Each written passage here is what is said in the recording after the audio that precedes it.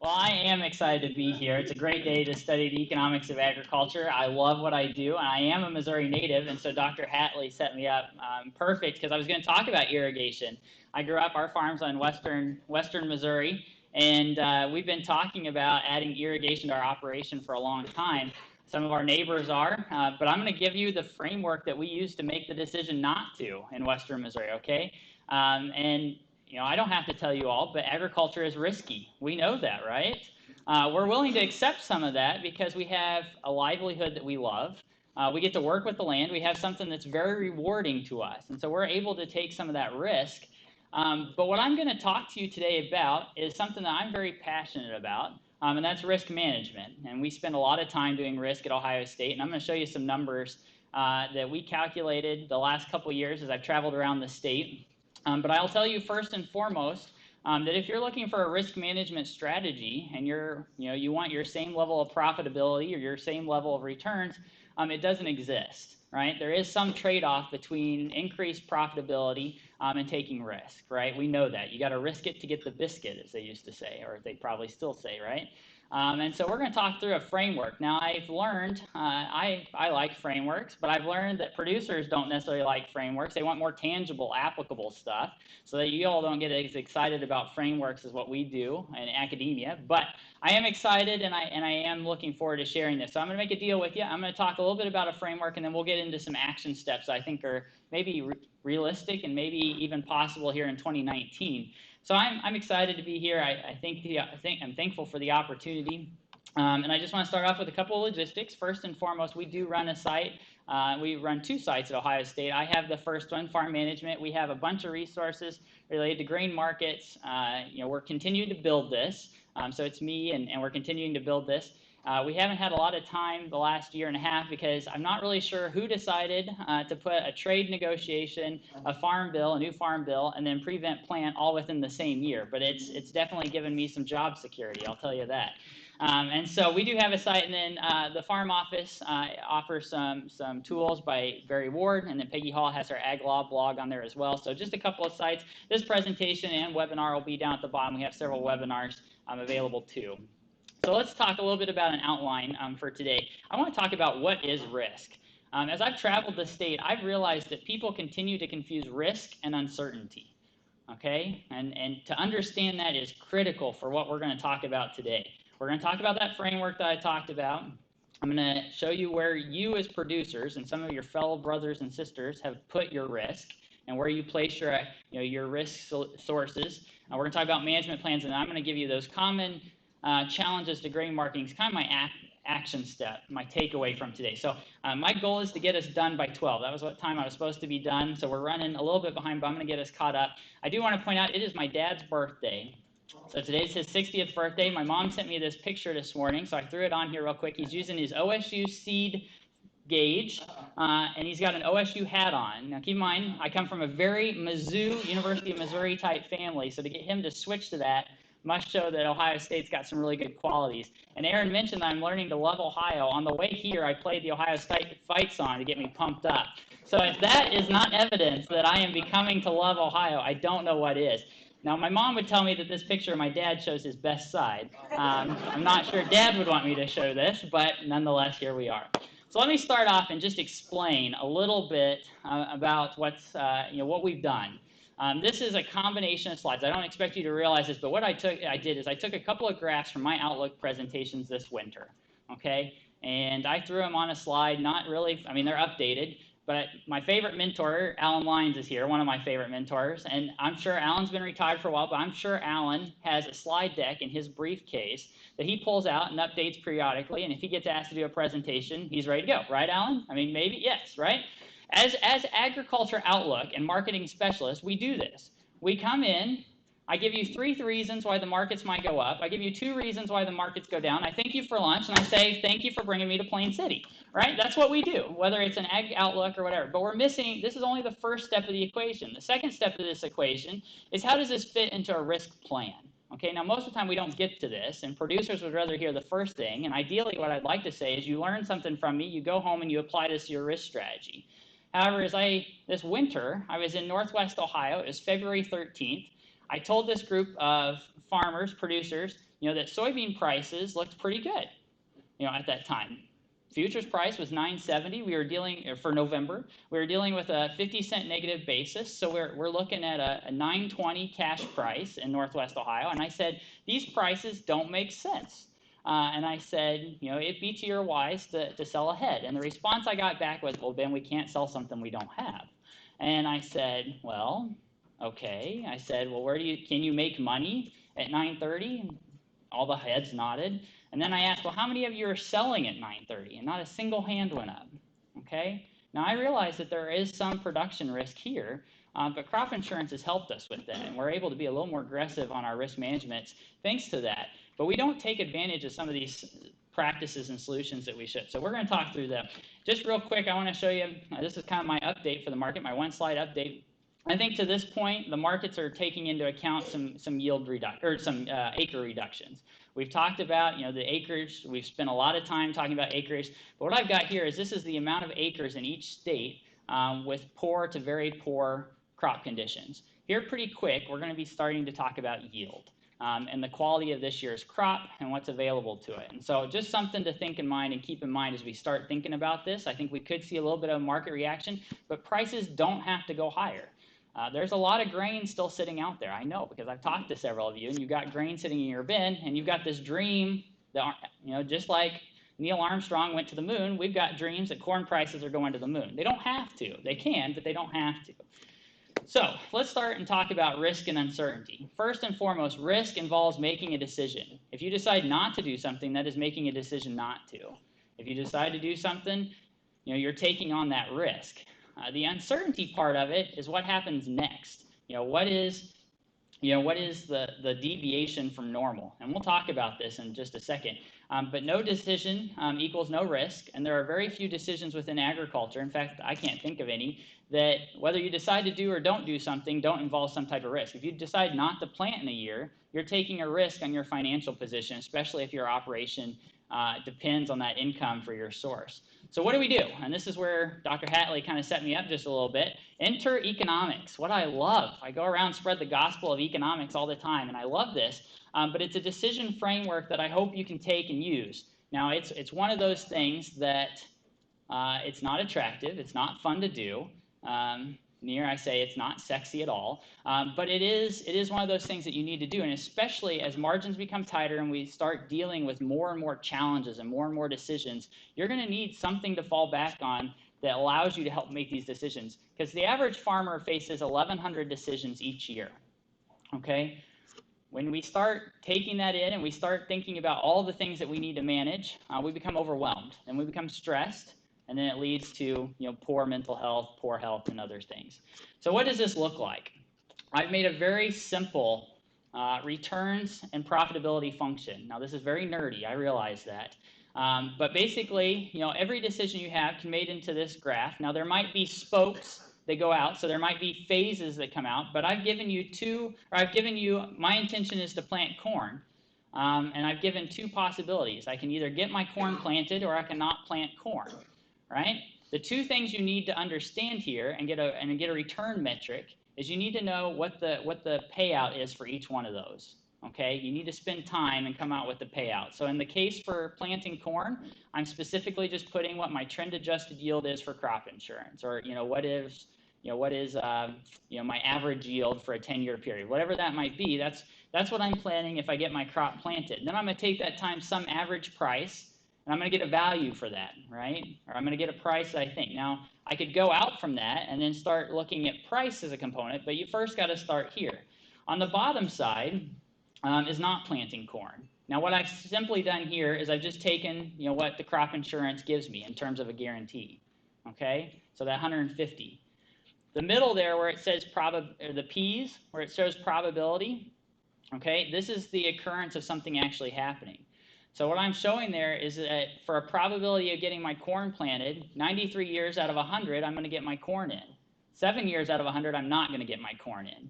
And what I do is then I take 93 times my 180, I take 7% times my 150, and I'm getting an expected return at 178. Okay? Now we're going to talk about switching that here in a second, but you got to understand this first. You got to understand this concept. Now, farming becomes gambling when expected returns, when that 178 is below my cost of production. Think of a lottery ticket for just a second. The average $1 lottery ticket, so if you buy a $1 lottery ticket, the average return back is 55 cents. Why would I spend $1 if my expected return is 55 cents, right? That's the definition of gambling. This is how casinos make their money. In agriculture, we deal with this exactly the same thing. Now, you can take a gamble in years as long as it's not a huge portion of your portfolio, and as long as you don't do it that often, right? You can help mitigate some of those challenges as we look through. So first and foremost, I want you to understand that, because now what I want is variability versus uncertainty. Okay, variability is finding patterns in a market. What I've got here is I've got Ohio corn prices. So these are the prices you all have received for the last 70 years, 60 years. And they're broken out by decade. Each line represents a decade. And what I want to show here is going through all these price patterns, right? We had the golden age of agriculture in the early, 2010 to 11, 12. We had the big price spike up. We had the Russian grain embargo in the 80s. We had the Russian grain steal in the 70s, right? And we've seen all these these climate changes, these countries coming in and producing more, and it hasn't changed our price pattern, because we still produce corn in April, May, June, and we still harvest corn in September, October, maybe November, right? So we've still got our price pattern. So what we've got here is an index, and what I'm showing you is that on average, if we look there in October, on average, our price is about 5 to 8% lower than what our normal mean is for the year.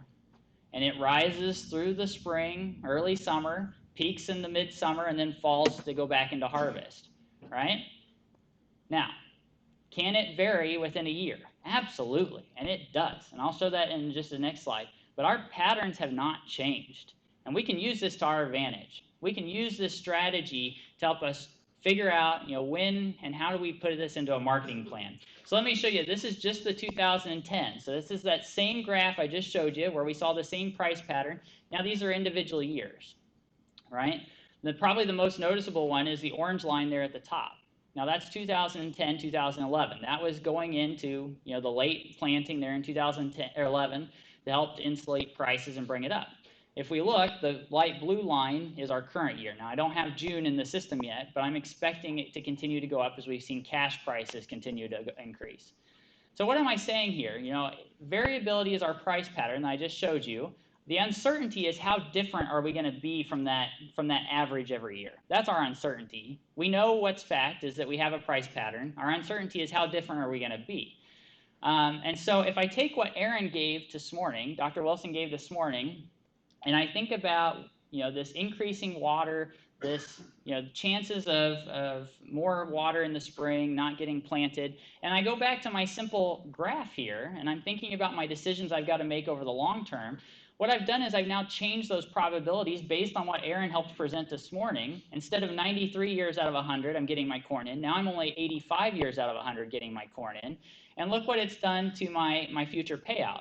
We've decreased the future payout. And as that decreases, you as producers are going to need to decide what your risk portfolio is. Now, it is hard for me to stand up here and give a golden ticket that's going to work for everybody in terms of risk management. And this is where individual, working to figure out your risk scenarios and your risk preferences, how risk-loving, how risk-averse you are. But it also comes down to finances. I don't know what your finances are for risk. I don't know what your preferences, but I also don't know your options to mitigate risk, right? We have some solutions. I'll give you a couple ideas. But this is where understanding and putting everything into context, if as we move forward and as markets continue to be volatile, up till this point, we've really relied on technology to help us mitigate some risk. We think about seed varieties have helped us mitigate the downside of drought. Tile, irrigation are helping us with some of our weather. Think about like the Central Valley out in California. They don't get a lot of rain. They live in a drought, so they basically have a controlled environment, climate environment, right? And they're able to do that. But then they face other issues. And this bottom down here is kind of where I was getting. These are the 5 sources of risk identified by the Risk Management Agency. Price and marketing risk is an option. That's pretty self-explanatory. Knowing where input prices are. We don't typically think of input prices being a risk, but they are. Production risk. This is probably the one you all spend the most time with, and where weather becomes a little bit tricky because we can't control for weather here in Ohio. I mean, we can't control it, so we tend to think of weather as an output risk, but weather can also be an input risk, like what we found this year in terms of getting our seed in. If we think back to the fall, weather prevented us from doing a lot of our field work and nutrient application last fall. So it can be a challenge there. Legal risk, government, and policy, or regulatory. This is one that continues to increase as we think about, how does weather affect, some of our problems with regulatory issues? Does that fit in there? The one thing I don't have on that is being able to transition a farm business and thinking about estate and family transitions. That would be fit into what we call institutional risk there in third. 4, human resources. This probably isn't as common in crops as it is in dairy, but what happens if your workers don't show up on your farm, right? What are you going to do then? In crops, that human resources may be probably that relationship with a grain elevator or somebody making sure, a crop insurance agent, having that relationship, making sure that you're connecting there and you're not facing a risk of something going south. And then financial. What happens if the bank denies your operating loans? I know we've got several bankers in the room, but I come from Western Missouri. We're starting to see operating loans denied in Western Missouri, Kansas, and Nebraska. So what happens if your operating loan happens? Now, these are a lot of choices. I've told you farmers face about 1,100 annually. So what I've got here is a framework, and this is my framework. This is my pinwheel. I'm going to spend a little bit of time on it, but we could spend a whole day. And to do it right, you need to spend several days going through this. On campus, when we have students go through this program, by the time they get done, they have a book, but they've got a risk management plan, okay? They have their plan, they update it, but once you've got it, it doesn't take as much time. The total time commitment or the big time commitment's up front. But if you think about it in terms of 3 areas, and I've got it split out with those black lines, you have your strategic area. And the way I always phrase this is hard for us in agriculture to do. We tend not to spend much time in strategic areas. And I always relate it to, I'm a pasty white kid from Western Missouri where the sun's up. When I was a child and we were going to the swimming pool, do you think I took time to calculate my risk exposure to sun? Do you think I took time to put on sunscreen? Hell no, I jumped right in the pond. Okay, so we don't spend time with strategic areas. The next one is our intentional. So this is where we think about our probability of risk happening. This is that slide that I showed you on the slide, a couple of that tree. You have to know your expected payouts and you have to know your probability. If you don't know those two, you can't have an effective risk management plan. And it might seem hard to know what your probability is, but there are ways to calculate it, and you need that to have a solid risk management plan. If you don't have one, okay? And then the last one is the managerial component. Putting something in action, tweaking it, adjusting as you go through, and then on the back end, doing the evaluation. We work for Ohio State. I work for Ohio State. One of the things that we have to do is we have to evaluate our programs to see if they're meeting your all's needs as clients. I'm hoping at the end of this, you all give me a 5 on a 5-point scale, not 10, but a 5-point scale. But we have to evaluate how relevant we have to be, right? And so I encourage you to think about that for your operation. If that's something that I can take away today with you today, is within this framework, there are 2 areas where we tend not to spend much time. It's on that strategic area and it's in the managerial area. Now, everything starts with finances, right? If you don't know your finances from a cost of production or a couple other scenarios, you can't put together a risk management plan because you don't know where your risk is. The 5 areas of finance that you need to know are liquidity. A risk management plan depends on you being able to act quickly, make decisions. Liquidity is, land is less liquid than cash, okay? So you need liquidity. Second thing is solvency, being able to pay off debt. If you can't pay off debt, we've got issues, right? Long-term issues. But also with debt is, gosh, am I already out of time? Okay, I'll work on this. So anyways, yes, I talk too much. I forgot my Nerf gun. I was going to bring my Nerf gun to talk about a point today, and then I realized Gary Brzezinski was here and I didn't want to get fired. But I had a really great point with the Nerf gun. And so anyways, debt repayment capacity, not only our ability to pay off our debts, but to pay them off on time. That is important. The 4th one is profitability. That's important, obviously, for a number of reasons. And then the 5th one is financial efficiency. How good are we at turning expenses into revenue? And managing that and knowing where your benchmark is between high and low. So those all are important. So I'm going to skip over. I had some more things I wanted to talk about, but I'm going to skip over that. Let me get to this slide. This is what your fellow brothers and sisters have told me for the last couple years in terms of identifying risk. And what I've got over here on the left, your left, is the type of risk by rank. Not surprising, most of you said price risk. The next one, production, then regulation. Regulation kept coming up as a high program. But if we break risk and production down, 1 means it's a low risk, 5 means it's a high risk. And I look at production risk, or price risk, the first thing that comes up is negative margins. And that continues to grow as we think about it. If I jump down to production real quick, I just want to jump down because I'm going to kind of speed through some stuff, is if I jump down to production, weather showed up as the 4th most important production risk to you all. I would guess if I did that again today, it would be a little bit higher on the scale. But we'd had 6 years of above trend corn yields. You guys had forgot about production risk. Don't do that. Don't forget about your risk. This is why going through identifying your risk, coming up with the risk alternatives, and going through the situation is really important every year, and reevaluating, because then you don't expose yourselves when things come up. Okay. There's 4 ways to handle risk, and I want to cover these real quick. You can avoid risk. In agriculture, this probably isn't your best strategy. If you avoid risk altogether, guess what? It's probably not going to end great, right? You can transfer risk. Most of the time, we can't transfer the full thing, but I think of crop insurance. We're transferring risk to the general public through federal crop insurance. If I think about grain markets, we're transferring some of that risk on price to speculators in the market. So just things to have. Then you can assume and retain risk, very similar to avoid. Assuming and retaining risk likely causes you some significant downside. But as I talked about, you're not paying for anything. You don't have an expense, so maybe you're able to capture those high-end revenues. So there are people out in western Kansas that assume and retain risk. They like it because they're looking for those long-term big booms, and they make money. And we see over time that by being more risky, you get more money. But you've got to have the financial capital and the whereabouts. And so it's not a strategy I recommend. But again, it's a trade-off between more money and being more all the good things, or mitigating your risk, right? That's the trade-off. So graphically, this is just how it looks. And I'll go through really quick. Again, these slides are all on. I'll do a webinar so that way you can see the full thing. But if you want to manage your price risk on the bottom of that first graph with probability on your left, we can shrink through hedging those 2 extremes. Yes, you're not getting the high end, but you're also not getting the low end. With a forward contract, now all of a sudden you're getting that dotted line. You know what your price is at the beginning, right? Now we've managed price risk, but we've done nothing to manage your production risk with this strategy. If we think about the next one, we're shifting that risk a little bit towards the higher end. This would be like storing grain, putting grain in the bin, waiting till those springs. I showed you those seasonal price patterns, right?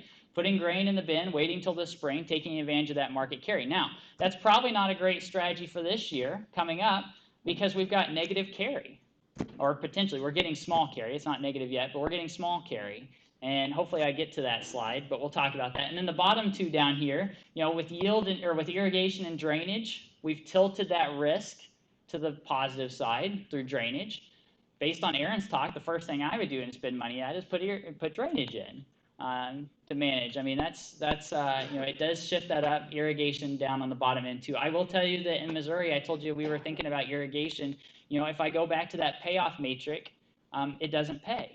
The benefits from irrigation do not outweigh the cost of doing irrigation, so we haven't implemented it. A lot of our neighbors have, but we've been pretty confident in our decision. And then the 4th one would be crop insurance or insurance contracts, like buying a put or selling a call or something. You're cutting off that low-end tier, but still getting your high-end. Now, both of those cost money. You have to have money. You pay money to get that, to reduce that risk on the down end.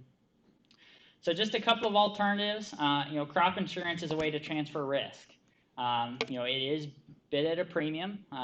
Crop insurance agents aren't willing to sell insurance at a price that producers are willing to buy without some type of government cost share. And so that's where we get that wedge, largely due to moral hazard and adverse selection. I won't talk about those, but crop insurance and revenue insurance have allowed us to be more aggressive in our marketing plans and really help with some of our downside risk. The comment I would have here, and if I had more time I'd go into it, is what is your plan if all of a sudden crop insurance gets cut or goes away, or no longer we have the prevent plant option, right? Those type of questions are going to continue to come up in the policy cycle. From a producer standpoint, you hope they never go through, but it is a risk. That's a policy and government risk that you have to manage for. Forward contracting and futures contracts, like I said earlier, are all options, but they transfer risk to the general public, but they don't do anything for your production risk. You still have to produce a crop. You still have to have a crop to take those into account, but they do manage some of your price risk. And then diversification. This is probably one of the ones that I would seriously encourage Ohio producers to think about. My best example is who won the Super Bowl this year? Does anybody remember the Super Bowl? Who won? Who cares? Exactly, right? Okay, so the best protest, the Buckeyes. Pro-tip, if you ask who won the Super Bowl, guess the Patriots. You got pretty good odds. But, the big thing you probably remember from the Super Bowl is what happened during one of the commercials related to corn and a certain beer, right? All of a sudden we know. We remember this date, right? Okay, my biggest example that I have about diversification comes from the commercials that came during the Super Bowl. There was one commercial that talked about not having corn in a certain beer. That same company, 3 commercials later, had a commercial that talked about organic grain in one of their beers. Then 3 commercials later, there was another commercial that talked about, I think so. There was another commercial that talked about, a beer that we all seem to like, right? And all of a sudden, now we really like this beer, so we're switching over there. All 3 beers owned by the same company. Do you know what happened to their profits and their revenue? They went up. They knew their diversity portfolio and knew that by targeting certain things that they would be more diverse. In agriculture, we can do the same thing. But the trick is you can't have 2 crops. I mean, diversity comes in a lot of different measures. But if you have 2 crops with the same cycle and the same characteristics, you're not diverse. Corn and soybeans is not a diverse option. It does help on the agronomy side. Same thing with adding barley. It's an option. It adds some extra risk, but it adds some diversity. Livestock is a big diverse option in Ohio, having grain and livestock. So thinking about some of those things, we see more and more people out in Kansas and Missouri buy land that's further away from their house because they know that if a storm or a hailstorm comes up, that hail's not going to take out all their cropland, right? And so we see diversification by the geographical location. On the marketing side, spreading out your sales over multiple time periods, you're not maybe going to get every contract's going to have the highest end, but you're at least guaranteeing some of your contracts to have the highest end of the equation. So just things to think about. I'm going to skip this slide, but basically this is low production risk. There are ways to mitigate, low production risk. We've seen it in different cases, but bottom line, there's lots of alternatives. I don't know what all the options are for your operation, but I encourage you to come up with a list, talk with your county agent, talk with a friend, a neighbor, come up with that list, and then think through, what are the payoffs for my operation, and thinking back and using that tree that I showed you earlier in terms of making a decision. So price risk, real quick. I've got 10 minutes. I'm sorry, but I got 10 minutes, so we're going to go rather quick. This is, price is still a function of supply and demand modified by the flow of money. When I was a kid, I remember going to the grain elevator. About the time I was old enough to drive a grain truck, I went down the elevator. The local grain guy told me that price was a function of greed and fear. Well, no, it's not greed and fear. It's supply and demand modified by the flow of money. And that modified by the flow of money is important. That's where you get the variation from the line, the dotted line. That's where you get it. But there is a noticeable break at about 10% stock to use, meaning how much grain do we have on hand versus how much do we use. Once we hit about that 10% mark, that's when we start to see prices really increase. That purple dot represents about where we're at. And if you can't see where the purple dot is, it's kind of in the middle there. We're moving closer to that. We keep shrinking stocks. I think we're going to shrink more stocks this year. But there's still large amounts of grain out in the elevator, or out in the elevators, out in the farm side. And so how do we get that into the market? Well, you all are sitting there saying grain's going higher, so I'm going to hold off my grain till grain goes higher, but don't miss it, right? If I think back to 2011 in Missouri and Kansas, I assume in Ohio too, we had a lot of producers that missed that cycle in 2011 because, they just waited. Corn price was going to continue to go up. It had to. Now, it paid off pretty well because 2012 ended up being a drought year, but it didn't look so good there for a while, okay? So you've heard, I'm going to skip my story about oranges, but some of you have heard my story about oranges, but my first marketing experience was in orange contracts. How many orange trees do you think are in Kansas? Exactly. So it didn't go the best, but I've learned from that and I've moved on. So if I've got 4 tips, Aaron, 10 minutes, 5 minutes, 5 minutes, 5 minutes? Okay. If I think about common challenges in grain marketing, and especially for this year and maybe going forward, reluctance, I'm a big fan of pre-marketing harvest plans, okay?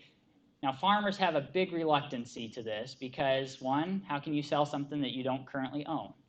But I showed you those price patterns earlier. Use your crop insurance to your advantage. Take advantage of some of those opportunities. If you don't have a crop, then we start talking about rolling options and stuff like that, right? But that's the second thing. If you don't take advantage of a pre-harvest marketing plan, you've missed your first option. The second option is a post-harvesting market, so after the crop comes out of the field, right? That's your second option. If you miss the first one, only focus on the second one, guess what? You don't get to go back to the first one, right? So why not at least consider your first option? And if it's above your cost of production, go ahead and start thinking about moving some grain. I see some people nodding their head. I also see some people with their arms crossed because I know that this is uncomfortable, but it's a very realistic scenario. Second thing, understanding your local basis. I have found that producers and even us, I'm partially to blame. Economists are, we're partially blamed because we've taught basis wrong. We taught basis as the difference in transportation costs. So if there was a 10-cent difference between two elevator locations, the philosophy was that it was, or let's say the basis is 50 cents lower in Ohio. The philosophy was it would cost us 50 cents a bushel to get from the elevator to the port in New Orleans, right? Well, that's part of the equation. The other part of the equation is what we call temporal basis. I'm going to slip a couple of slides. It's what we call temporal basis, and this is where storage costs come in, and it's a function of your local supply and demand at your local elevator. I would argue as we've grown and as we've added more storage across the country, as we've gone to online technical trading, as we've added overnight trading, all right, we've increased our variability in basis, and producers must understand your basis. Okay, if you don't understand your basis, you're limiting yourselves on your risk management plan. So know what your local basis pattern is, and then when is it the strongest and when is the weakest. Hedge to arrive contracts are really popular because it allows you to set your basis at a later time. But if you don't know when your basis is, that contract doesn't become a very useful option. So if we look at, this is North Central Ohio soybean basis. The red line is our average for this type of year. You can see the big black drop. That's largely just due to large storage costs. We had too much. The grain elevator was telling us to keep those soybeans on farm. They didn't want to take those costs. And so they pushed it out to the farm. Now they're needing soybeans. There's the possibility of a short crop. That basis is strengthening. We see our cash prices increase. So, I've got a couple of questions here, but if I look down here to question one, if at harvest time, or excuse me, if it's planting time and my local elevator is offering me $8.80, the futures price is $9.60, so there's an 80-cent difference, but I know my local basis is usually 35 to 55 cents. Is a forward contract a good option? No. We know that our basis is weak. So, knowing and understanding your basis helps understand what grain marketing situation works best for you. Here's corn basis. And again, I showed 2010, 2011 in the purple. Grain basis always gets weaker at harvest, right? So understand that the cash prices have been increasing lately. Part of that's due to that strong basis. I wish Sam was here. I'd ask him what basis in Western Ohio is today. I assume it's 75 over still. But it will start shrinking soon. So don't miss your opportunity. If you're thinking about marketing grain, if you're tempted to, don't miss your opportunity. It looks favorable, I guess, is what I'm trying to say. Have an exit strategy. I'm skipping over some slides, but have an exit strategy. I heard too many producers this fall say, I still got grain in the bin. I'm waiting for it to go back up a little bit, especially soybeans in April. And I kept asking the question, well, what are you waiting for? And they said, well, I'm waiting for that 30 cents back. And I just kind of nodded my head while they're paying 6 cents storage cost, 2 cents interest cost, right? So I'm nodding my head and trying to figure out. The best case was back in 2007 when soybean prices were $10.50. They didn't reach $10.50 again until 2012, okay? So, that was an opportunity where we were seeing major storage costs, producers increasing their load. So I've got two strategies here. Have a price-driven strategy. Know what price maybe you want to get out of the market at, but be realistic. Is $12 soybeans very realistic? No, probably not. Is $8 corn very realistic? You might think it is, but it's still far-fetched, to be honest with you. So have a price-driven strategy, have a time-driven strategy. Maybe divide that up into a couple of loads, spread your sales out maybe once, March 1st, April 1st, May 1st, something like that, to diversify your sales, keep them all at the same thing. And then the final thing, the final takeaway that I have for you, at least in terms of this section, I really regret that I didn't get more time to spend on each of these, but is know your carrying charges. I hear too many people tell me, Ben, we sell our grain at harvest and then we buy calls back to take advantage if the market goes up. And that's what this purple bar is showing you down here. As that purple bar goes up, they're buying calls to protect themselves in case the market goes up. If the market goes down, they've just lost 33 cents. That's all they've lost. But at least they're able to take advantage of that upside.